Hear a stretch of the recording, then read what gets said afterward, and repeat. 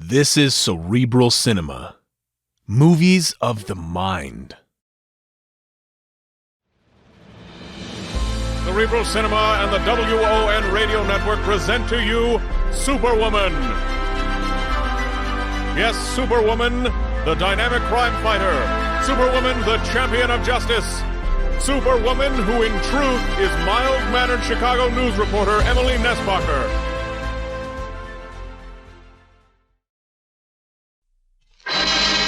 Time now for Rocky Jordan.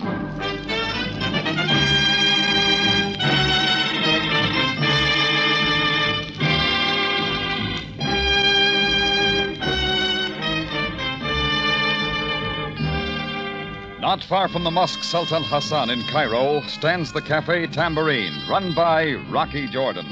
The Café Tambourine, crowded with forgotten men, alive with the babble of many languages. For this is Cairo, where modern adventure and intrigue unfold against a backdrop of antiquity. Tonight's story, The Broken Wing.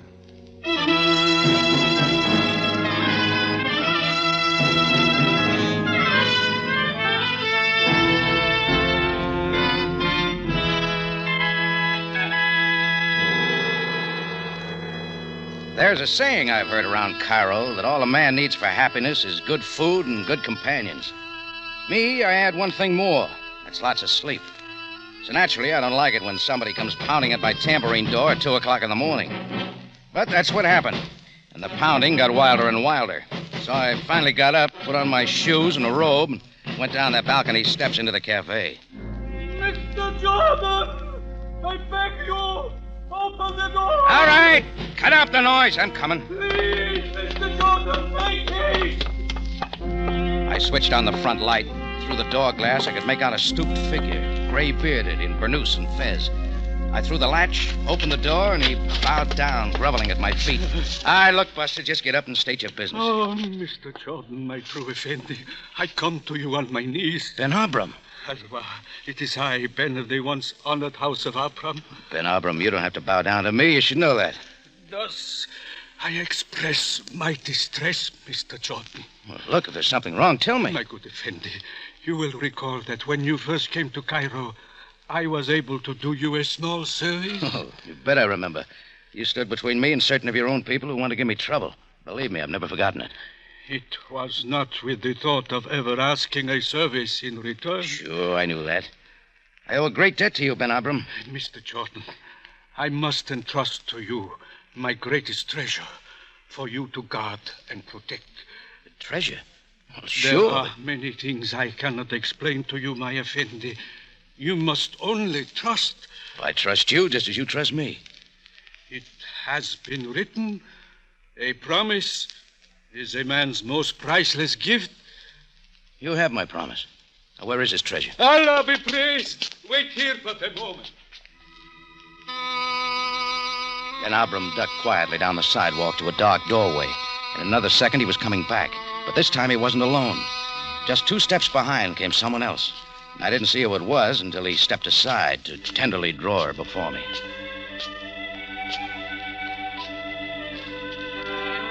A slight but erect figure in native robes. And all I could see was her soft, dark eyes above the veil that covered her face. Mr. Jordan, my only daughter, Tarina. Your daughter? Mashallah. She is my treasure. Guard her with your life. Wait a minute, Ben Abram. You can't be leaving her with me. I have no choice. It is your promise. Oh, I know I promised. Farewell, Tarina, my child. Saida, my father. I commend her to you, Mr. Jordan. Hide her quickly. Allah protect... Ben Abram, wait. This beats anything yet. My master is not pleased. Oh, everything's just fine. Great. I am most happy, my master. Look, would you mind not calling me... skip it. As you wish, my master. It's just that there's no place for a girl like you. But you are here. That's just it. My father says that you will protect me. From what, Tarina? He does not permit me to tell. But in all else, I am at your command. Sure. What now? Where do you want me to sleep? Sleep. Oh, up those back steps. It's all yours. But will you not show me? That's the way you want it. Up this way. I will follow my master.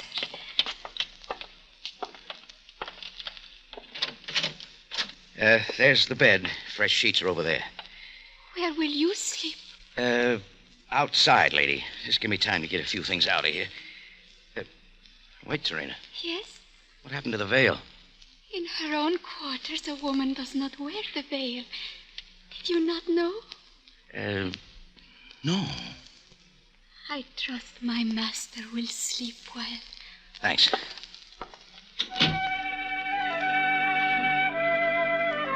Then I was outside, but I still had my problem. A girl with the innocent round face of the Nile people a foreigner rarely sees. A face that trusted me for protection. From what, I had no idea. I started for my office downstairs, then changed my mind and bedded down on a stair landing just outside the door. The floor was hard, and the strange puzzle that had been handed me didn't help with the sleep. But I finally dozed off. I slept for maybe 2 hours, and I was suddenly sitting up wide awake. I slammed the door open in time to see 2 big robed figures coming in through the shattered window from the adjoining roof. I made a dive for the first one. It was like tackling a stone pillar. He wrestled me more like a bear than a man. I got a lucky chance, and he went over my head and sprung. I was set for the second one, and my fist drove him back. He lunged at me. I ducked and let him go by and turned to meet number 1. My master, the chair! I saw the chair coming down, but I was too late. It caught me above the left ear. I was on the floor telling myself to get up, only I didn't. When I finally cleared away some of the cobwebs, the room was empty. From below, I heard the crash of a door being broken open. I threw on some things in quick time, was down through the cafe, through the open door, and out onto the street. Far off down the dark street, I heard running footsteps, and I followed. They were always far enough ahead so I couldn't see. When I reached the Sharia Ragoon, they were still nowhere in sight. I hesitated, and I stopped as a little form moved out of the shadows. Bakshish, Effendi. Bakshish for a poor blind man. How much does it cost to see a few things? Oh, Effendi, I am a helpless man, very poor. A couple of big Egyptians with a girl. Which way they go? But the dark, it is everywhere. I see nothing. No bakshish. Yeah. This help? The piastas. But wait, Effendi, wait. Come on, you don't have to test them. They're good. As you say, Effendi, they are genuine. What do you see now? Only 2 piastres. There's some more, but not till you tell me. Suddenly the eyes of this humble man pierced the veil. I'll make it 4 piastres. They went into that great white house over the Nile. Now, dear, go buy yourself some carrots. Nota Shakira, the bakshish.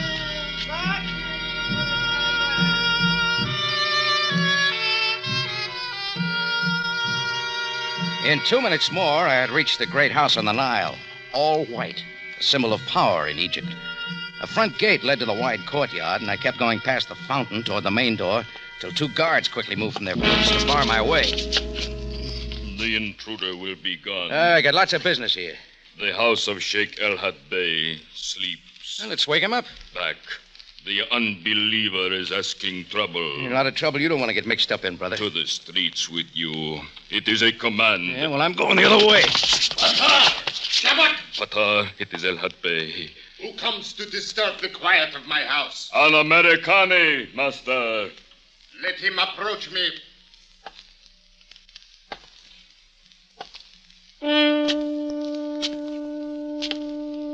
The guards let go of my arms, and Sheikh El-Had Bey waited on the steps before the door.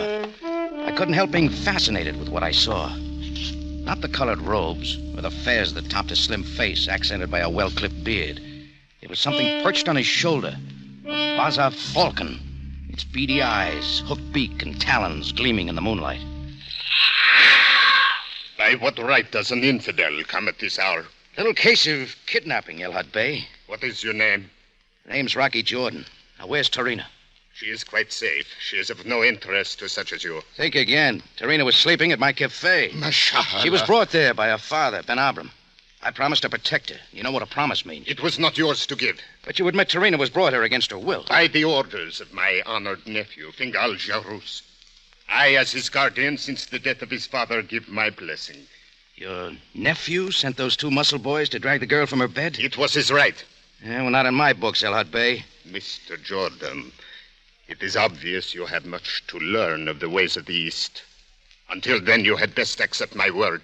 What about Ben Abram's word? It is like dirt at my feet. Supposing the police get wind of this, what'll they think? May I suggest that you go now and find out?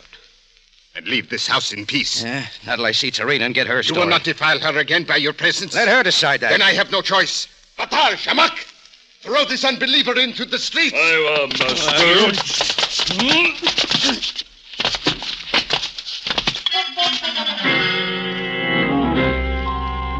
I rolled over 3 times, got up and started back for the gate, till I saw the knives the guards had pulled out from somewhere.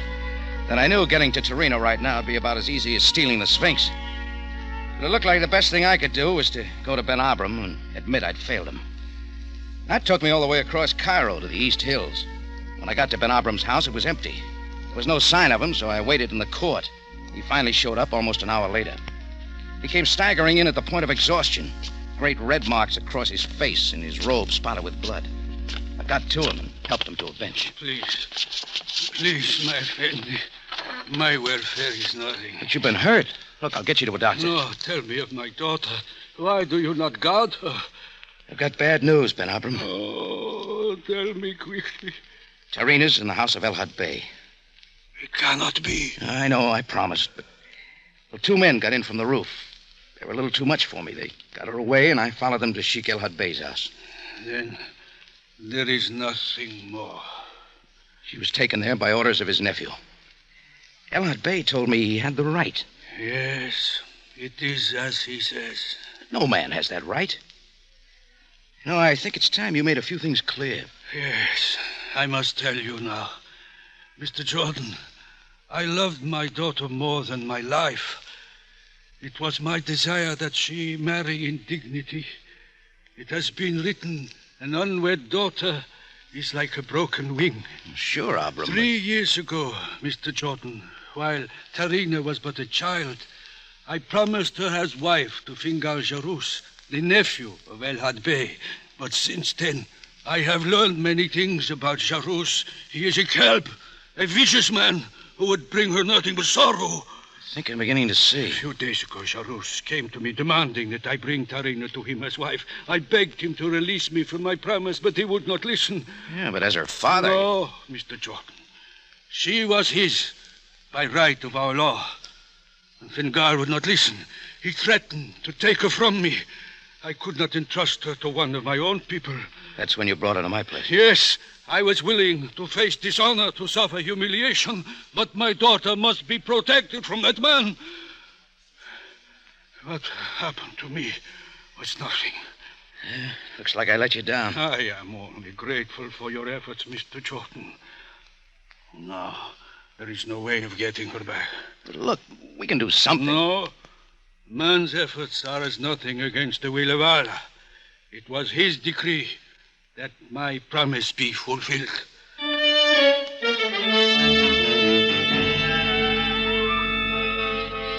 I tried a couple of arguments, but all I met with was despair.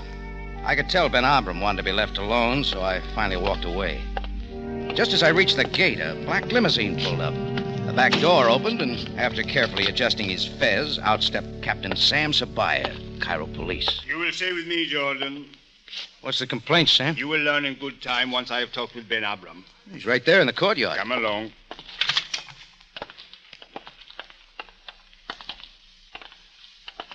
Ben Abram. Bismillah, Sepaya Bey. It is with regret that I do not come as a guest of your house. Then for what purpose? To ask if you last night were in the home of Sheikh Elhad Bey. You do not answer. Supposing he was, Sam. What about it? One moment, Jordan. Ben Abram, the marks on your face as from sharp claws. How do you explain them? It is as you say. They are the marks of the falcon. I was at Elhad Bey's house. With the bird, he drove me away. Okay, Sam, maybe you'll be interested to know I was there, too. I do know. Jordan, have I not warned you to keep away from such affairs as this, which do not concern you or any other foreigner? Abram entrusted Tarina to my care. To me, what has happened is kidnap. I know our ways aren't always the same. Indeed, they are not, Jordan. Look, how about getting to the point? The nephew of Elhad Bey is dead. Slain by the knife. Mush for him. You're not accusing one of us. Perhaps that is not necessary. Wait. At what time was Fingal killed? But a short time after your daughter was brought to the house. Very well. It is best that I confess. Ben I killed Fingal. Now do with me what you will.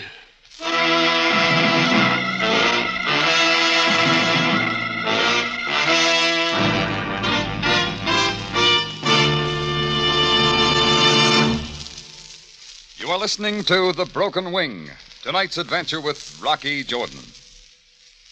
Don't miss the brand new comedy show coming up tomorrow night on most of these same stations. And steady now, it's called Breakfast with Burroughs. Yes, the fella who wrote The Girl with the Three Blue Eyes, the man who gets up so late he has breakfast in the middle of Monday evening, will be on hand with a bright, new, highly original program.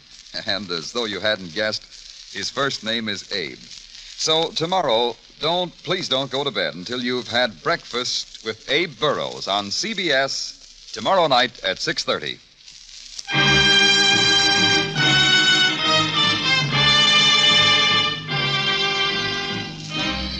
Now we return you to Cairo and tonight's adventure with Rocky Jordan, The Broken Wing.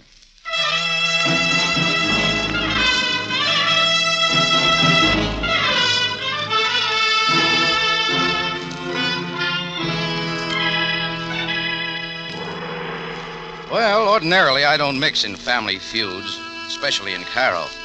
But I owed a debt to Ben Abram. When he entrusted his daughter Tarina to my protection, I had no choice. And I failed.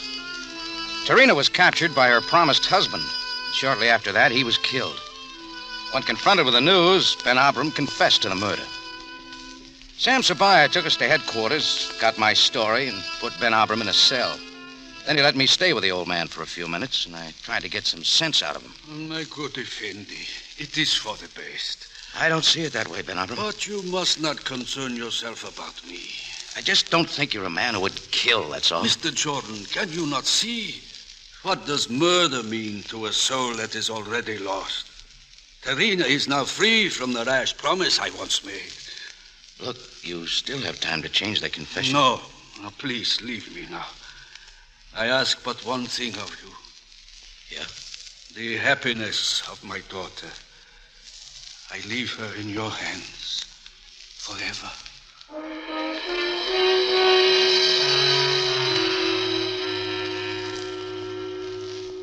I left him then. Ben Abram had given me a tall order, but I had to do what I could. Anyhow, I wanted to clear up a few things in my own mind, so I went back down to the big white house of Sheikh El Had Bey on the banks of the Nile. There was a steady stream of friends and relatives going in by way of the court. The Bey was there at the door, greeting the mourners. The falcon still perched on his shoulder.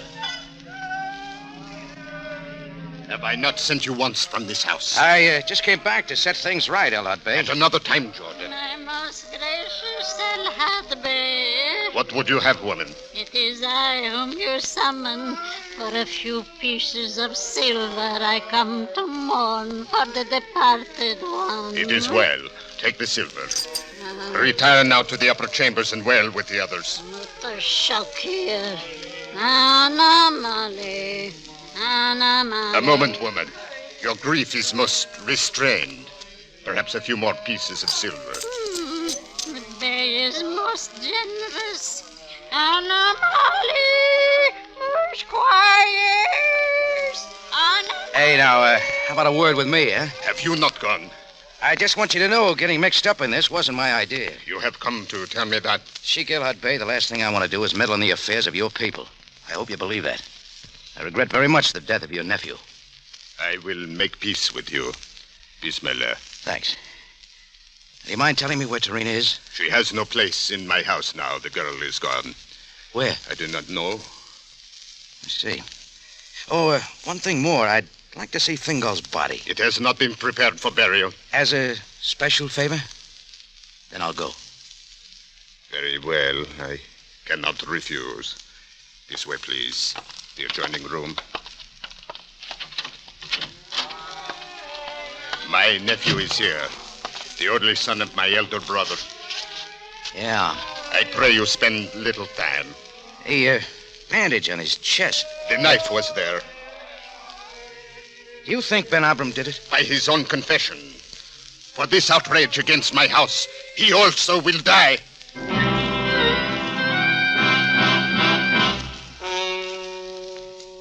Well, I took my cue and got out.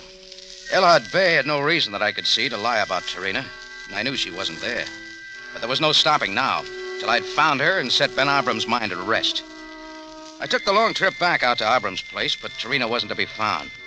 I tried a few people I knew were Abram's friends, and they'd seen nothing of her.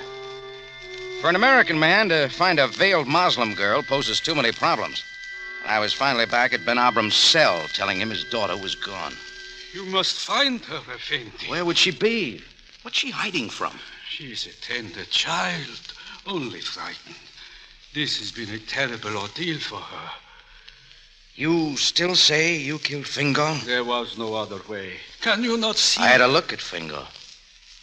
I'm surprised you went for his throat. It had to be done quickly. The knife at the throat is certain. Ben Abram, you got a promise from me. That still stands. But from now on, I gotta have the truth. I do not understand. Fingal was stabbed in the chest. Only you didn't know that. Not the throat at all. It does not matter. Well, it does to me. Now, come on, admit it. You didn't kill him. Say what you will. I thought so. You're covering for Tarina, aren't you? You think she did it? She could have. Please forget this thing, Mr. Jordan. I am an old, disgraced man. She is young with a full life before her. But the fact that you didn't do it... I alone am responsible for her sorrow. Should I not pay the penalty? I'm not the one to decide that. Mr. Jordan, before Allah, I swear the guilt shall remain on my shoulders. That's when I left Ben Abram. From now on, it was up to Tarina. She'd have to make the choice. But right then, I was kind of beat. I went back to the tambourine, drew a beer from the tap, and went up the steps and went back to my room where I could do some thinking. Where I'd find Tarina or where the search would begin was anybody's guess. But when I opened the door to my room, that much was answered. I await my master. Tarina! Where have you been? It was the command of my father that I remain here. I return as soon as possible. But how? Nobody saw you. A veiled girl could not enter by the door of this place. I came as the others last night, by the roof. You sure know how to get around. My master, I would learn of my father. Where is he? He's in jail, Tarina, for the murder of Fingal. But what does my father say? He confessed. To me and everybody else. It is as I feared. I prayed to Allah it would not be so. Yeah, now it's up to you whether he stays there or not. I do not understand. I would do anything. So happens I know Ben Abram didn't kill Fingal. But you say he confessed.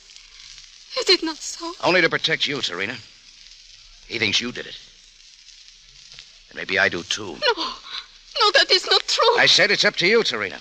Keep quiet and you know what'll happen to your father. He thinks that'll make you happy, but I don't. My master, let me speak. It is true that my father gave me the knife, charging me to protect myself. When I was taken before Fingal in the house of his uncle, he swore he would have me as wife. It was then that I drew the knife. All right, let's have the rest of it. I drove it at his chest, but I am weak and he was strong. The knife only scratched him. He threw me back in great fury and left the room, shouting I should be taken to the harem. I did not see him again. You think anyone's going to believe that, Tarina? They have only to look at the wound, my master.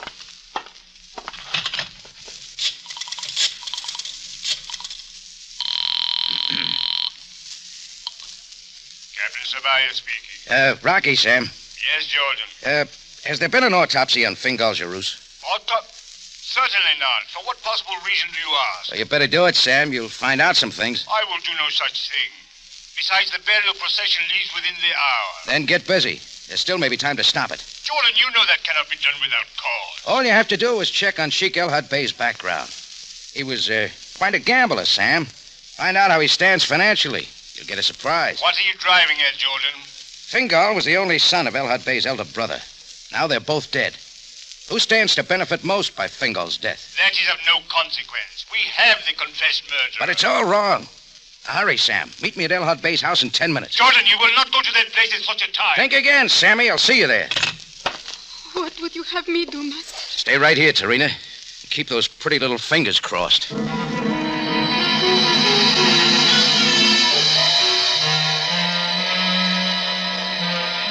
I was off again for the big white house of Sheikh Elhad Bey. This time I knew the reason why. In 9 minutes flat I was there, and I didn't make it any too soon. The funeral procession was already moving out across the court. They had a drum beating, and along with the wailers, all in all, it promised to be a first-class affair. Right in the lead came Sheikh Elhad Bey, falcon and all. Stand from the gate, Jordan. You're rushing things a little, aren't you, Elhad Bey? Can you not see the procession has begun? Why not the usual 3-day wait? Afraid the police will come nosing around, maybe? Silence. The infidel would not desecrate the dead. Yeah, by the way, just how did Fingal die? By the knife of Ben Abram. Sure. You want your nephew buried real quick so everyone will keep on believing that, right? Of what do you speak now? Supposing an autopsy proved the knife wound was nothing but a scratch. You knew Tarina tried to stab Fingal, but didn't kill him. So you decided to finish the job. Guard your words, Jordan. How'd you do it, with poison? Well, it's easy to find out, Elhad. The main thing is you knew the blame would go to either Tarina or Ben Abram. You didn't care which. And you'd have the family wealth. Guards! Remove the lying infidel! They needn't bother. I was just going for a chat with the Cairo police.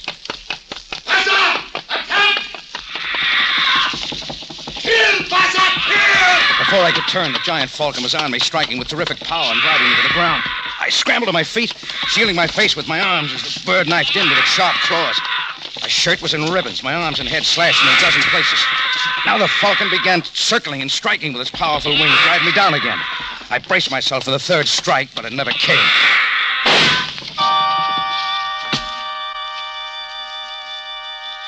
There was just one shot, and the winged killer lay dead at my feet.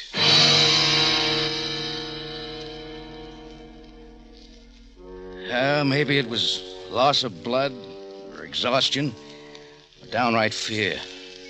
Maybe all three. Anyhow, for a while after that, I didn't know much.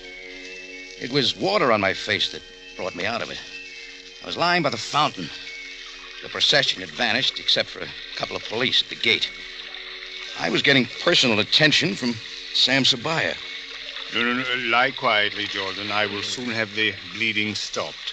Is there anything you can't do, Sam? When one must contend with your unpredictable escapes, Jordan, much knowledge is necessary. What about Sheikh Elhad? As you said, Jordan, Fingal's knife wound was superficial. The sheikh is being held pending an autopsy. Then my hunch was right. The fact that the sheikh made this bizarre attempt on your life is proof enough at the moment. What about Ben Abram? I've ordered his immediate release. Jordan, is there nothing more you wish to ask? What about? Tarina. As Ben Abram reminds me, a promise is a man's most priceless gift. What are you getting at? He says he has promised his daughter to you, Jordan. Oh, no. Not on your life. Look, you've got to talk to him. Calm yourself, Jordan. I have convinced him that you will release him from his promise. You will not have to marry the girl. Sam, why don't you mind your own business?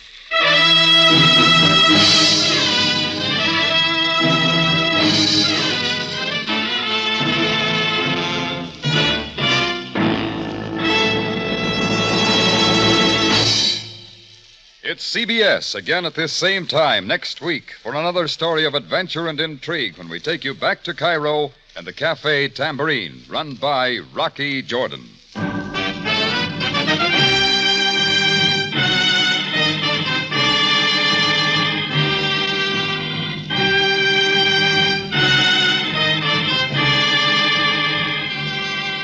Rocky Jordan, written by Gomer Cool and Larry Roman, stars Jack Moyles in the title role and was produced by Cliff Howell and directed tonight by Gordon T. Hughes, with original music by Richard Arant. Larry Thor speaking. This is CBS, the Columbia Broadcasting System.